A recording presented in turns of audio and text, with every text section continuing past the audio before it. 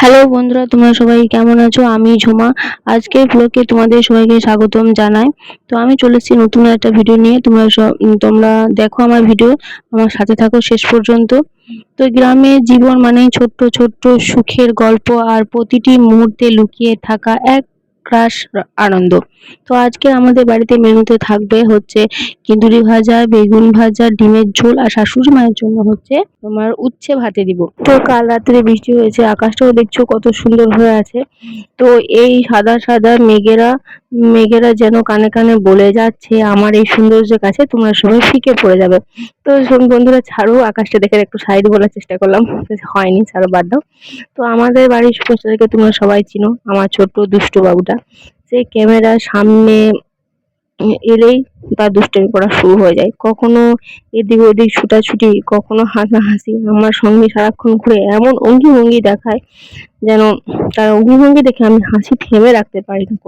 তো আমাদের বাড়িতে একটা লেবু গাছ আছে, লেবু গাছে এত সুন্দর লেবু ধরেছে, তোমাদেরকে দেখাই চলো। এই দেখো, দেখতেই পাচ্ছ লেবু গাছটা যেন মনে মনে বলছে আমাকে না দেখালে রান্নাঘরে স্বাদই আসবে না খো।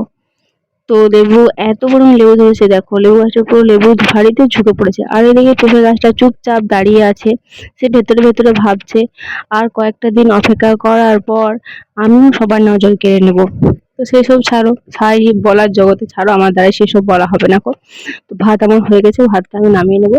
ভাত নামানোর পর হচ্ছে আমি উচ্ছে আর আলু আর ডিম সব আমি এক জায়গায় সেদ্ধ করে দিয়ে দিয়েছি, কারণ হাতে আমার কম সময় আছে, প্রায় আজকে রান্না চাপাতে একটু দেরি হয়েছে। তো দেরি যখন হয়েছে তাড়াতাড়ি করছি, কারণ আমার ছোট্ট বাচ্চা আছে, তাকে স্নান করানো, খাওয়ানো, এইসব কাজ থাকে। তো আমি আদা রসুনটা বেটে নেব।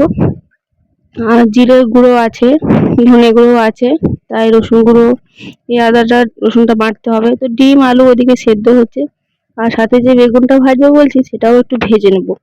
তো এখন মশলা বাটা শুরু হয়ে যায়, আদা রসুন বাটা শুরু করে দিয়েছি।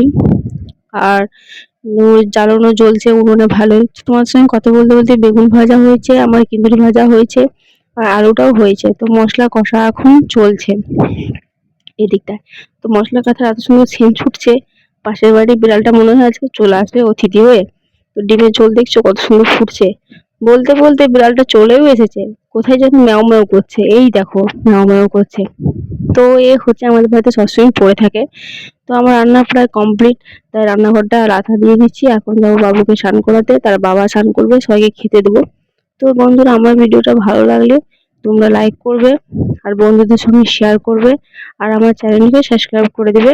তো তোমরা সবাই ভালো থাকবে। আমার ভিডিওটা শেষ পর্যন্ত দেখার জন্য তোমাদেরকে সবাইকে ধন্যবাদ জানাই বন্ধুরা। সবাই ভালো থাকবে, সুস্থ থাকবে।